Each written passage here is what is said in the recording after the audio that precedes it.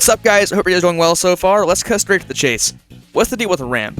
Now, this guy's been one of the biggest questions to come out of Chapter 3, for me at least. I know I've been wondering myself, how's he fit into the overall narrative of Chapter 3 and of Deltarune in general? Is he a failed attempt at a hidden boss? Is he the mysterious entity that guards the Shadow Mantle in the prototype game in the back room? We're gonna find out today, so don't turn that dial. I intend to answer all these questions and more in today's video. Before we get into that, be sure to like the video if you, like the video, and also be sure to subscribe if you're a new or returning viewer who likes my content. Thanks! So the first question I want to answer is, what object is Ramb in the light world, and what connection does he have to Chris? So Ramb seems to have a history with Chris, kind of similar to Tenna, and it leans heavily into this escapism through nostalgia seen in Chapter 3.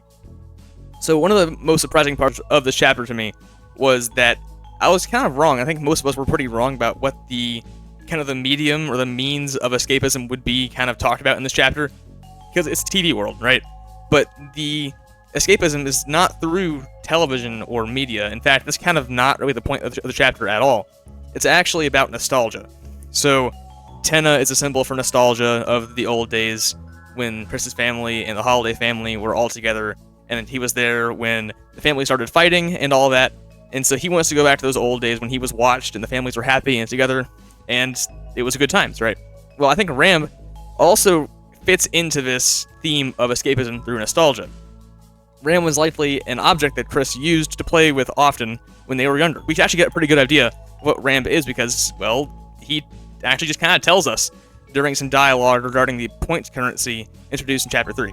So Ramb states that he was taken from the library by Chris and Azriel. And Ramb also tells us that he is a power strip, which makes sense given that his appearance heavily resembles the Plug Boys from Chapter 2. So, if you recall those entities that Queen plugs into to turn into werewires in Chapter 2, Ramb looks a lot like that. The purple thing in his head is not hair, I don't believe. I don't think it's just a terrible cut. I think it is those little, like, floppy, like, pink things on the Plug Boys kind of flopped over in purple. That's what I think it's supposed to be. And he has the same face, the Plug kind of face. So Ramb's accounts of his time spent playing pretend with Chris, Azriel, and a girl we can assume is Noelle, I guess. It could be Des as well, but I feel like it's probably Noelle, are very interesting because they imply that Darkners retain experiences or at least feelings towards Lightners while they are objects. Kind of like Toy Story style, I guess, where if the Lightners kind of treat them well or have love and care for them, that when they become Darkners in the Dark World, they'll probably have an understanding or a connection to that Lightner in a certain way, in a positive way, if the feelings are positive, I assume. So, Ramb tells us that he remembers when Chris and Noelle would play with Queen, who was taken from the library as well. He comments that he thought it was funny that they would take a laptop from the library just to play pretend. I guess they can do that in Hometown. You can just take the laptop home. I guess they checked it out or they rented it. Also, King and Tenna were also there. And he says that Queen was on Noelle's side, King was on Chris's side, and that Tenna would watch from the back. And this is important for a pretty interesting reason, I feel like you'll find here in a second. But Ramb seems to be familiar with Spanton and Swatch as well, so I guess whatever Swatch is, which I'm still not entirely sure of, was also in Chris's house at some point, and Spanton was also there, which we know because Tenna and Spanton have a connection. Probably just some junk mail that had been sent to the Dreamer house, I assume. If Darkners can retain memories or feelings of their time as objects, this will explain Queen's fixation with making Noelle happy and Ramb's obsession with Chris's happiness and freedom. But I find it hard to believe that King would be so hateful towards the Lightners and say that they've abandoned him and the rest of the Darkners in the abandoned classroom. Well, it's funny that we call it the abandoned classroom because maybe he feels that way because he got locked in the classroom. He used to be one of Chris's close friends.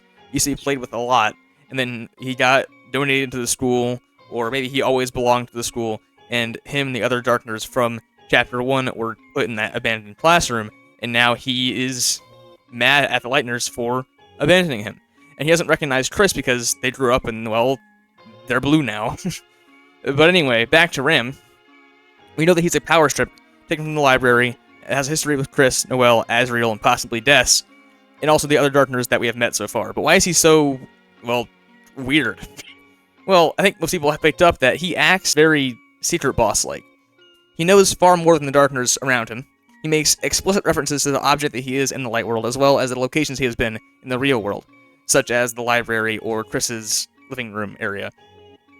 He also mentions freedom, as well as Jevel's iconic line, "Chaos, chaos," which is very suspicious if you ask me. He also acts really weird, really creepy kind of, in the S-rank back room of the studio. He acts pretty suspicious, to be honest. Even though Chris talks to Ramb about freedom, or rather, Ramb talks to Chris about freedom, and has a similar dynamic with him to Spamton, he never fights us or gives us a Shadow Crystal. So Spamton was the shopkeeper who harbored some interesting beliefs and tried to rope Chris into this discussion of freedom. Ended up being for his own personal gain in the end. But Ramb here kind of acts similar. He talks about freedom, he tries to lure Chris into something hidden or extra, and is also a shopkeeper of sorts. But like, what's his deal? Because he has all those attributes, but we never get a fight or a crystal, anything like that. Just kind of a setup and then nothing. We just go into the back room, play the game, get the mantle, and leave. So yeah, what was the point of Ramb the whole time?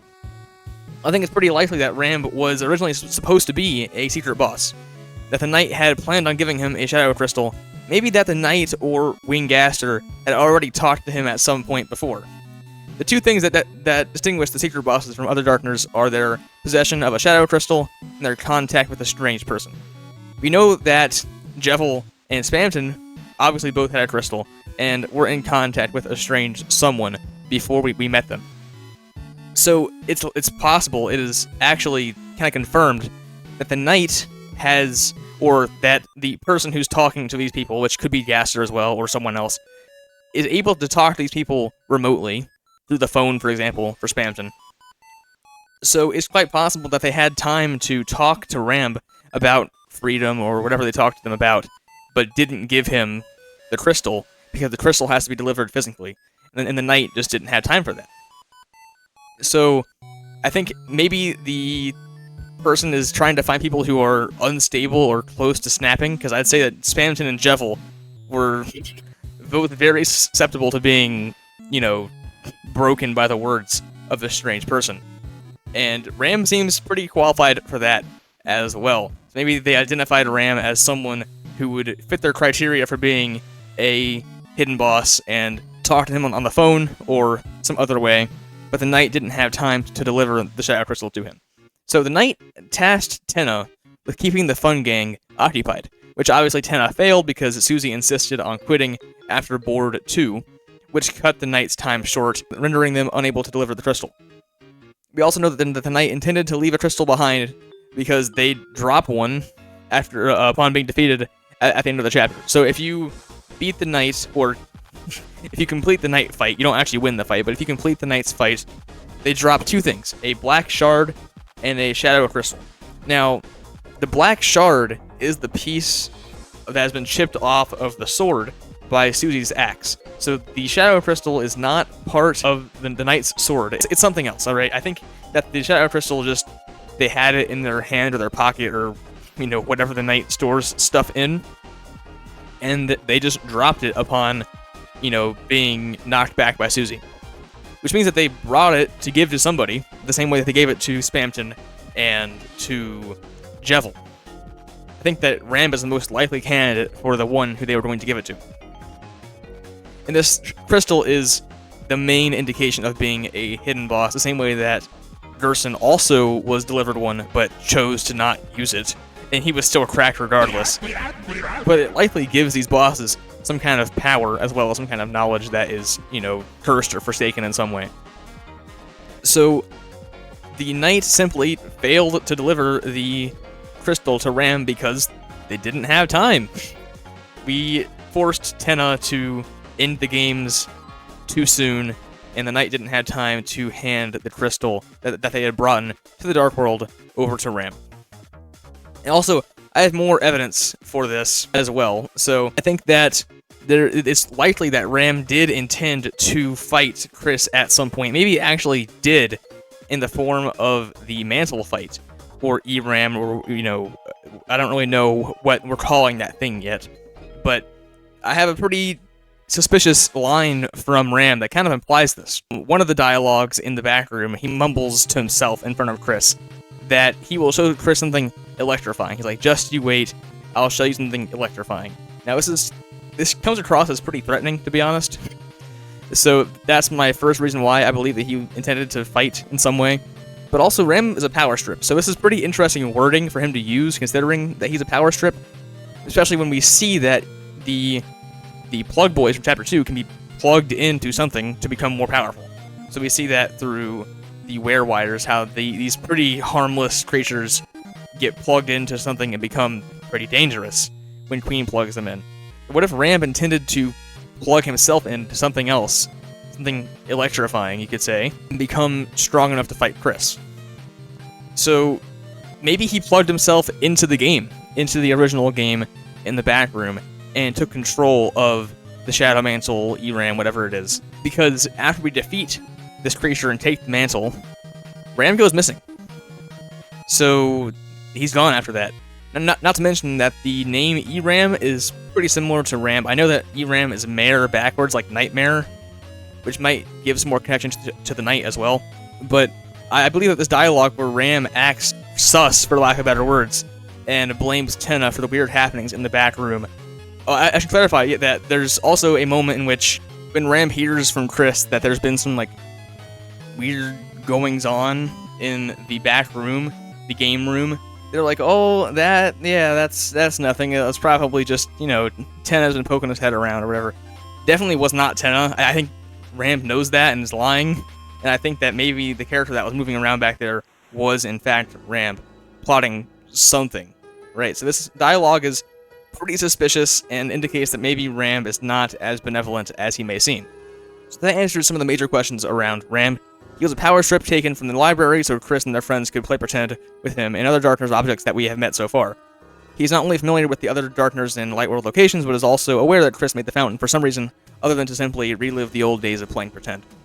He was also the planned secret boss of Chapter 3, and was likely contacted by the same strange person who contacted Jevil and Spamton and caused him to go insane.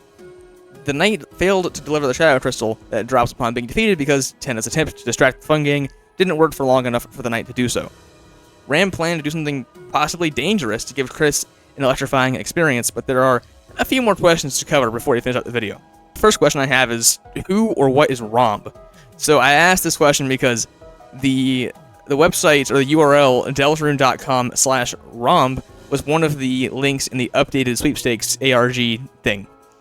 And it was the one that had the door for the S rank back room, and it also, the tag said, no one will shed a tear for him, or like the tab name said that. So what is Ramb? I think there are two ideas here. One is more entertaining and one is more likely. So I'll start with the more entertaining one first, that Ramb would be the name of the hidden boss after Ramb transformed. Now I have no real evidence for this besides that it would go hard. It would be really cool. It'd be kind of, because we don't meet Jevil until we fight him, really, besides that additional dialogue.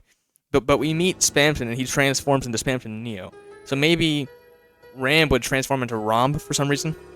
But I think more likely here is that it's simply a reference to the quiz in the TV world, overworld area, which asks you what is the name of the person that runs the counter, and it gives you the options Ramb and Ramb. Obviously, Ramb is the incorrect one.